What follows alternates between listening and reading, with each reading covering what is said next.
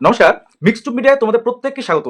আজকে সবথেকে কিছু গুরুত্বপূর্ণ বিষয় তোমাদের প্রত্যেকটা চাকরি প্রার্থীদের, সে নার্সিং বলো বা অন্যান্য ক্ষেত্রে সমস্ত চাকরি প্রার্থীদের জন্য গুরুত্বপূর্ণ কিছু নোটিফিকেশন আজকে পাবলিশড হয়েছে।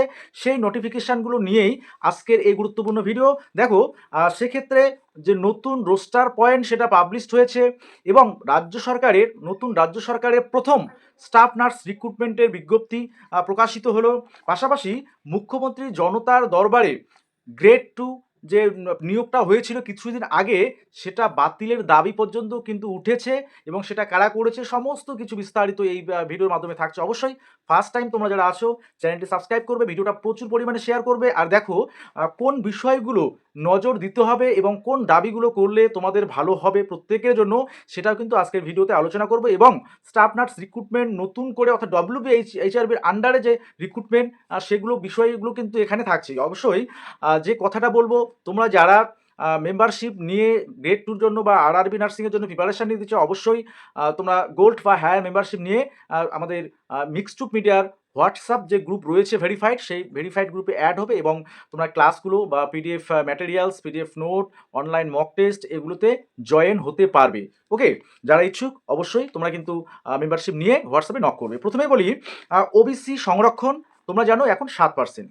তো আগে পূর্বোত্তর সরকার 27 জানুয়ারি 2026-এর একটা নতুন রোস্টার পয়েন্ট সেটা পাবলিশ করেছিল। সেখানে কিন্তু ওবিসি সংরক্ষণ 17% ছিল। তো সেই রোস্টার পয়েন্টটা, সেই যে বিজ্ঞপ্তিটা সেটা বাতিল করা হয়েছে। তো পূর্বের যত বিজ্ঞপ্তি ছিল সেই বিজ্ঞপ্তি বাতিল করে বর্তমান নতুন সরকার নতুন রোস্টার পয়েন্ট প্রকাশ করলো।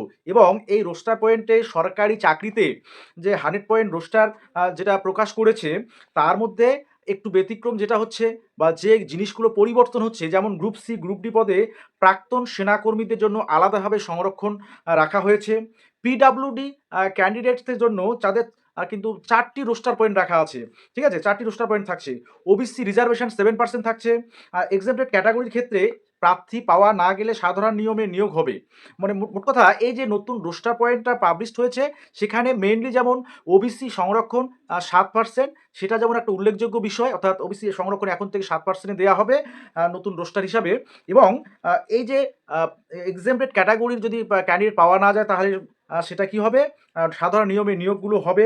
অর্থাৎ বিগত সরকারের যে রোস্টার পয়েন্টটা ছিল, তার যে নোটিশ বা বিজ্ঞপ্তি প্রকাশিত হয়েছিল 27 জানুয়ারি, সেটা বাতিল করে দেওয়া হলো এবং আগের যে নোটিফিকেশনগুলো সেগুলো কিন্তু বাতিল হলো। সেক্ষেত্রে তোমাদের কিন্তু সিএইচও যে রিক্রুটমেন্ট প্রসেসগুলো, সেগুলোর উপর প্রভাব পড়তে পারে। এবার সিএইচও কবে হবে সমস্ত বিষয় কিন্তু এখানে থাকছে, গুরুত্বপূর্ণ কিছু আপডেট। দেখো, এরপরে আসি স্টাফ নার্স নিয়োগে রাজ্য সরকারের প্রথম সরকারি নিয়োগ বিজ্ঞপ্তি। সেটা বারাসাত এমসিএইচে স্টাফ নার্স রিক্রুটমেন্টের নোটিশ পাবলিশ হয়েছে।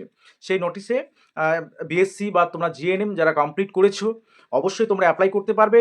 স্যালারি 21,000 টাকার মতো স্যালারি। অবশ্যই এটা কন্ট্রাকচুয়াল বেসিসে এবং সেটা যে অ্যাপ্লিকেশান অফলাইনে করা যাবে 9/6/2026 তারিখের মধ্যে।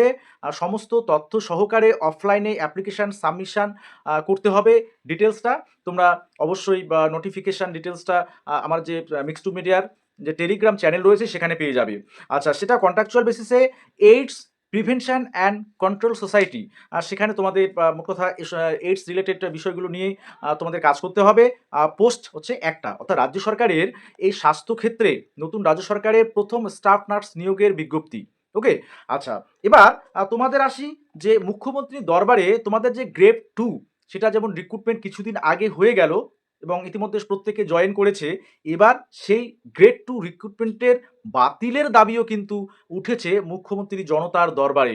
তো কারা এই বাতিলের দাবি জানালো বা কারা এই বিষয়গুলো নিয়ে গিয়েছিল? প্রথম কথা হচ্ছে, যারা শর্ট লিস্টেড ক্যান্ডিডেট ছিল কিন্তু তারা ফাইনাল প্যানেলে জায়গা করতে পারেনি, এরকম অনেক ক্যান্ডিডেট কিন্তু মুখ্যমন্ত্রী জনতার দরবারে গিয়েছিল এবং সেখানে তারা শর্টলিস্টেড ক্যান্ডিডেট, যে তারা শর্টলিস্টেড হয়ে আছে, তাদের নিয়োগের দাবি মেইনলি তারা করেছিল। সেক্ষেত্রে যেহেতু আমাদের রাজ্যের মাননীয় মুখ্যমন্ত্রী তিনি আগেই বলেছেন যে পূর্বোত্তর সরকারের যত ধরনের রিক্রুটমেন্ট প্রসেসগুলো আছে, সেগুলো প্রত্যেকটাতেই কিন্তু দুর্নীতির একটা অভিযোগ উঠে এসছে বা উঠে এসেছিল। তো সেক্ষেত্রে দাঁড়িয়ে তো যারা গিয়েছিল তাদের কিন্তু তারা যে মিডিয়া বাইট দিয়েছে সেই মিডিয়া বাইট থেকে তারা কিন্তু এই দাবিটা করছে যে যদি আগের এই যে রিক্রুটমেন্ট প্রসেসটা সেটা যদি সেখানে নিয়োগ দুর্নীতি বা প্রসঙ্গ আসে বা দুর্নীতি হয়েছে এরকমটা হয়, তাহলে কেন শুধুমাত্র তারাই সাফার করবে? তাহলে পুরো প্যানেলটা বাতিল করা উচিত। এরকমটাই কিন্তু তারা মিডিয়া বাইটে জানিয়েছে। সে অবশ্যই টেলিগ্রামে আমি ভিডিওটা দিয়ে দেবো। তোমরা একবার লিঙ্কটা সেখান থেকে সেই ভিডিওটা একবার দেখে নিতে পারবে যে তারা কি বলেছিল সেটি। ওকে? আচ্ছা, গ্রেড 2 র ক্ষেত্রে যারা অলরেডি তোমরা নিয়োগ পেয়েছো অর্থাৎ কাজ করছো প্রায় ১.৫ থেকে ২ মাস হয়ে যাচ্ছে, তোমাদের চিন্তার কোনো কারণ নেই। সেখানে কোনোভাবেই তোমাদের কিন্তু বাতিলের যে বিষয় সেটা কিন্তু কখনোই আসবে না। তাই তোমরা সে বিষয়ে নিশ্চিত থাকতে পারো। আচ্ছা, এবারে এই যে 100% রোস্টার, তো এই 100% রোস্টার অনুযায়ী এখন কিন্তু রিক্রুটমেন্টগুলো হবে। এবার তোমাদের জেলায়, জেলা সিএচও রিক্রুটমেন্টগুলো সেসব ক্ষেত্রে বা নতুন যে গ্রেড 2 রিক্রুটমেন্ট নোটিশ পাবলিশড হবে, তো সেটা কবে হতে পারে? দেখো, সিএচওর যে রিক্রুটমেন্টগুলো সেটা কিন্তু আগের যে রোস্টার পয়েন্ট 100% রোস্টার সেটা মেনে কিন্তু যে ভ্যাকেন্সিগুলো ছিল। তো যেহেতু নতুন রোস্টার পাবলিশড হয়েছে, এখন কিন্তু বেশি সম্ভাবনা সেই সমস্ত সিএচও রিক্রুটমেন্টগুলো নতুন করে এই রোস্টার মেনে সেগুলো কিন্তু নতুন করে নেওয়া হবে। তো যেহেতু নতুন লিস্টটা পাবলিশড হয়ে গেল। আচ্ছা, তাহলে নতুন করে আবার প্রিপারেশন তোমাদের সিএচওর ক্ষেত্রে নিতে হবে, এমনটাই কিন্তু ব্যক্তিগত আমার মতামত। হ্যাঁ, যেহেতু 100% রোস্টার নতুন করে পাবলিশড হয়েছে, ওবিসি সংরক্ষণ যেহেতু 17% আর থাকছে না, ওবিসি বি থাকছে না, ওবিসি এ থাকছে না, শুধুমাত্র ওবিসি থাকবে এবং 7% সংরক্ষণ। তাহলে তোমাদের যাদের ফাইনাল প্যানেলটা হয়ে গেছে, সেখানে তোমরা বলছো আমাদের প্যানেল হয়ে গেছে, নিয়োগপত্র কেন দেবে না? তো সেক্ষেত্রে বলে রাখি, তোমাদের প্যানেলে দেখবে ওবিসি এ, ওবিসি বি আলাদা করে বিভাজন আছে কি নেই। যদি আলাদা করে বিভাজন তোমাদের থেকে থাকে, তাহলে সেটা কিন্তু বাতিল হতে চলেছে। কারণ নতুন রোস্টার অনুযায়ী সেই ওবিসি সংরক্ষণ শুধুমাত্র 7% থাকছে, এ বা বি বলে কোনো ডিভিশন থাকছে না। তো সেক্ষেত্রে তোমরা নিজেরাই বুঝতে পারবে যে সিএচওর এই যে জেলায় জেলায় রিক্রুটমেন্টগুলো তার ভবিষ্যৎ কি হতে পারে।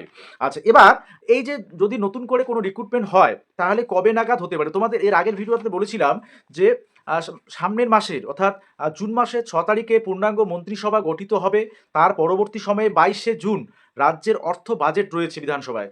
এই অর্থ বাজেট, তো অর্থ বাজেট যেটা নির্ভর করে, যার উপর নির্ভর করে কিন্তু রিক্রুটমেন্ট প্রসেসগুলো নতুন যেগুলো, যে কোন খাতে কত টাকা সেটা বরাদ্দ করা হচ্ছে, সেটা গ্রেড 2 রিক্রুটমেন্টের ক্ষেত্রে কত টাকা বরাদ্দ করা হবে। হ্যাঁ, তো সে মোট কথায় রাজ্য সরকারের তো একটা বাজেট থাকে যে নতুন করে যদি আমি রিক্রুটমেন্ট করি, তাহলে সেই রিক্রুটমেন্ট করার পরে তাদের তো স্যালারি দিতে হবে। স্যালারি তো সেটা দেখভালের দায়িত্ব অর্থ দপ্তরের। তো অর্থ দপ্তরে স্যাংশন তারা যদি না করেন, তাহলে সেক্ষেত্রে নতুন রিক্রুটমেন্টের গল্প কিভাবে আসে? তো তাহলে 22শে জুন অর্থ দপ্তরের বাজেট হবে অর্থাৎ বিধানসভায়। তো সেখান থেকে উঠে আসবে তার পরবর্তী সময়ে তোমাদের রিক্রুটমেন্ট প্রসেসগুলো, সেগুলো নিয়ে কিন্তু নতুন করে বিজ্ঞপ্তি আসতে চলেছে। এ কারণ 22শে জুলাই না 22শে জুন যদি রাজ্যের বাজেট হয়, তাহলে জুলাই মাসের দিকে সেটা কিন্তু আশা করা যাচ্ছে গ্রেড 2 বা নতুন কোনো রিক্রুটমেন্টের নোটিশ আসতে পারে। সেক্ষেত্রে যেমন ইতিমধ্যেই তোমরা দেখবে যে গ্যাজেট নোটিফিকেশন প্রাথমিকের নিয়োগের ক্ষেত্রে কিন্তু গ্যাজেট নোটিফিকেশন বেরিয়েছে। সেখানে কিন্তু নিয়োগ পদ্ধতিটা চেঞ্জ হয়েছে। সেই নিয়োগ পদ্ধতিতে তোমরা দেখে থাকবে যে ভাইবার জন্য সম্ভবত যে নম্বরগুলো বিভাজন, অর্থাৎ টেটে কত থাকবে বা সেখানে একাডেমিকে কত থাকবে, ইন্টারভিউ কত থাকছে। তো তোমাদের ক্ষেত্রেও স্টাফ নার্স গ্রেড 2 তোমাদের ক্ষেত্রেও নতুন গ্যাজেট আসতে পারে। সেক্ষেত্রে তোমাদের সিবিটি যেমন আছে, ইন্টারভিউ 15 নাম্বার, সেখানে কম হলে হতে পারে বা নাও থাকতে পারে। তো এই বিষয়গুলো কিন্তু পরবর্তীতেই জানা যাবে। এবং অবশ্যই প্রথম কথা হচ্ছে রাজ্যের মন্ত্রিসভা গঠন, পূর্ণাঙ্গ মন্ত্রিসভা গঠন হবে, তারপর এগুলো নিয়ে আলোচনা হবে। 22শে জুন অর্থ বাজেট রয়েছে, সেই বাজেট অধিবেশনের পরবর্তী সময় থেকেই কিন্তু নতুন করে রিক্রুটমেন্ট প্রসেসগুলোর নতুন নোটিফিকেশান আসার সম্ভাবনা থাকছে। ওকে? তো এটাই হচ্ছে তোমাদের ফাইনাল কথা। তো যাই হোক, এই বিষয়গুলো বলার ছিল।